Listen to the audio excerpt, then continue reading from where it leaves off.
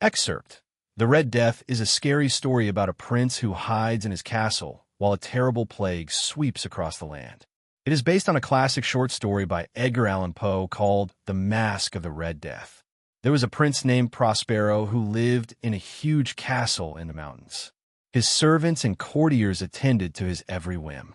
The castle had high stone walls and was surrounded by a deep moat. At the entrance, there were giant iron gates and an enormous portcullis over the door. The prince heard rumors that there was a terrible plague sweeping across the land. They called it the Red Death. The disease was highly contagious, and whole towns had been wiped out in a single night. Those who were infected suffered from sudden dizziness and sharp pains, and their skin broke out in a red rash. Then within minutes, blood would start pouring from their eyes, their nose, and their mouth until they collapsed, writhing around in unbearable pain, and died. As the plague drew nearer, the prince invited 100 of his friends to take refuge in his castle and keep him company. He locked the gates, barred the windows, and lowered the portcullis to keep everyone else out. Inside, the prince and his guests laughed and danced and made merry while outside the walls. The poor people suffered and died as the Red Death raged on. To keep his guests entertained, Prince Prospero decided to hold a masquerade ball. He ordered his servants to redecorate 7 rooms, especially for the ball.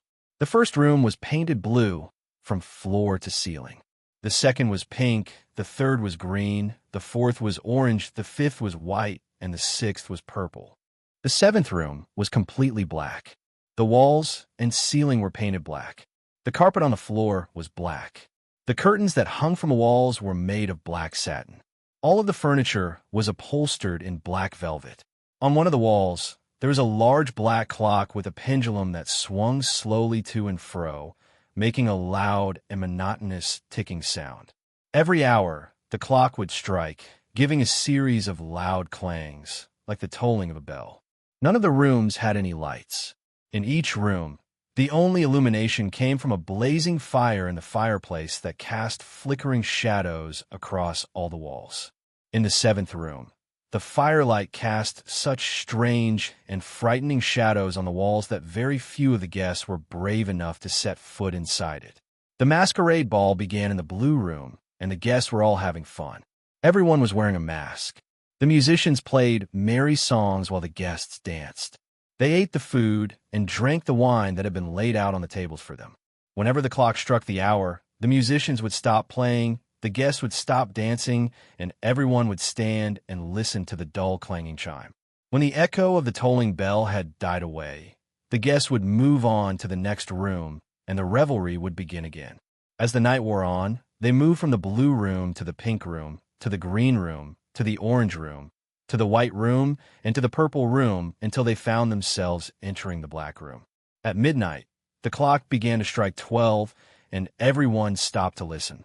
As the chimes subsided, the guests became aware of a masked figure standing in the middle of the room. None of the guests had noticed him before. The stranger was tall and gaunt. He was dressed in a dark red cape, and his face was covered by a red mask in the shape of a skull. When Prince Prospero caught sight of the figure standing among the guests, he shuddered with anger. "Who are you?" he demanded hoarsely. "How dare you insult me by coming here without an invitation? Leave my castle this minute, or I will have you killed." The masked figure made no move to leave. Instead, he stood there, staring at the prince. Just then, an unearthly red light illuminated the black room, and the guests became so frightened that they were shaking in their boots. Prince Prospero did not like to be disobeyed. He drew his sword and held it up. "Leave now, or I shall slay you myself," he shouted. The masked figure slowly walked towards the prince, and all of the guests drew back, too afraid to stop him. Standing in front of Prince Prospero, the figure reached up with bony hands and took off his mask. The prince let out a sharp cry and dropped his sword. The guests screamed in horror.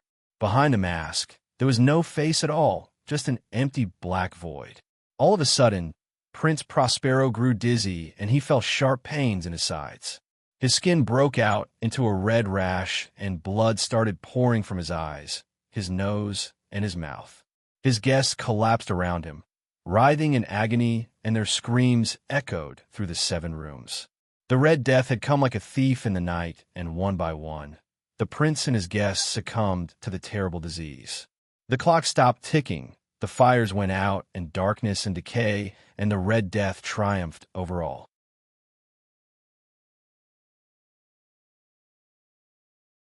The Policeman is a scary story about a man who comes home late from work and has an encounter in the elevator with a suspicious individual. This is based on a popular urban legend from Japan and Korea. A few years ago, I lived in a large apartment complex in the city. The building was 10 stories high, and my apartment was on the 8th floor. It was a bad area with a lot of crime. I was planning to move out soon, so I never bothered to get to know any of my neighbors. One Friday night, I came home from a hard day at work, and I was feeling very tired. I got into the elevator and pressed the button for my floor. When the doors opened, there was a man standing there. He was dressed in a long overcoat, and his hat was pulled down low over his eyes. "Hello," I said, trying to be polite. The man didn't answer. As I got out of the elevator, he pushed past me roughly and got into the elevator and started pressing the buttons. "What a jerk," I muttered to myself. I unlocked my apartment door and went inside. I went straight to the bathroom. While I was washing my hands, I happened to glance in the mirror and noticed something strange. There was a dark red stain on the sleeve of my shirt. It looked like blood. Then I remembered the rude guy who had bumped into me at the elevator. It made me feel sick. I didn't know where the blood had come from, but I had my suspicions. I immediately locked my front door. Then I took a shower and threw the bloodstained shirt in the trash. I didn't sleep very well that night. The next day was a Saturday, and I had a date with an attractive young woman I had met. I was getting ready to leave when I heard my doorbell ring. Who could that be? I muttered in irritation. I was already late for my date, and I didn't want to waste more time. Peering through the peephole, I saw a policeman standing outside. "What is it?" I asked loudly through the door. "I'm sorry to disturb you, sir," he said politely. "I wanted to ask you some questions. There was a murder last night in the apartment next door to yours. I was late for my date. I didn't want to get involved." "Sorry, officer. I didn't see anything," I lied. "But you may be able to help us," said the policeman. "Did you see anybody suspicious? Can you at least open the door to talk?" "I wasn't at home last night," I lied again. "Sorry, officer. I can't help you." "All right, sir," the policeman responded. "Thank you for your time." He walked off down the hallway, and I continued getting ready for my date. For the next few days, I felt very nervous. My next-door neighbor had been murdered.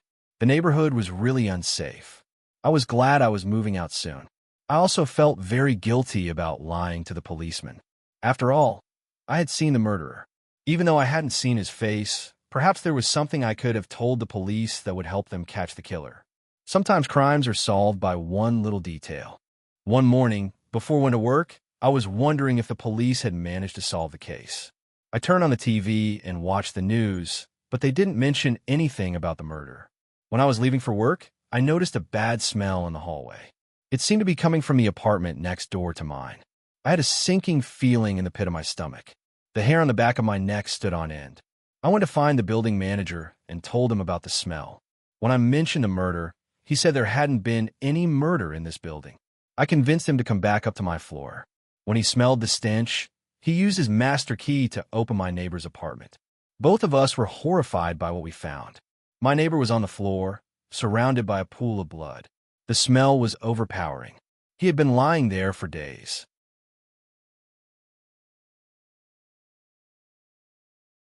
The Silver Coin is a spooky tale about a group of girls who decide to play with a Japanese version of a Ouija board called Kakuri-san. They take precautions to protect themselves, but the girls find out that dabbling in the occult can be dangerous.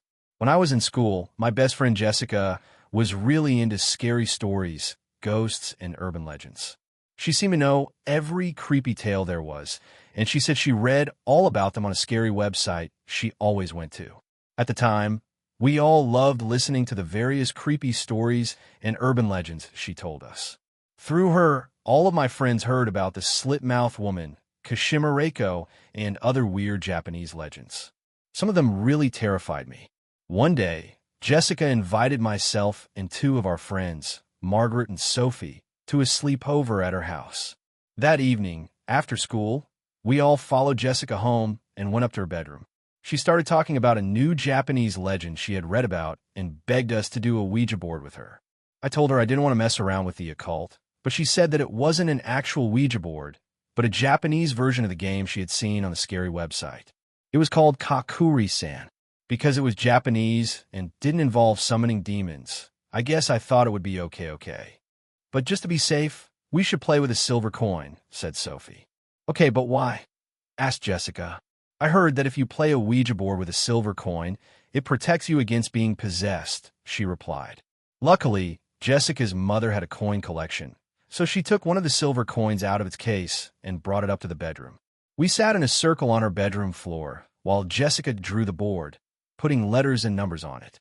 When she was finished, she placed a coin in the middle of the board on a weird squiggly red shape she had drawn, and we started to play Kakuri-san.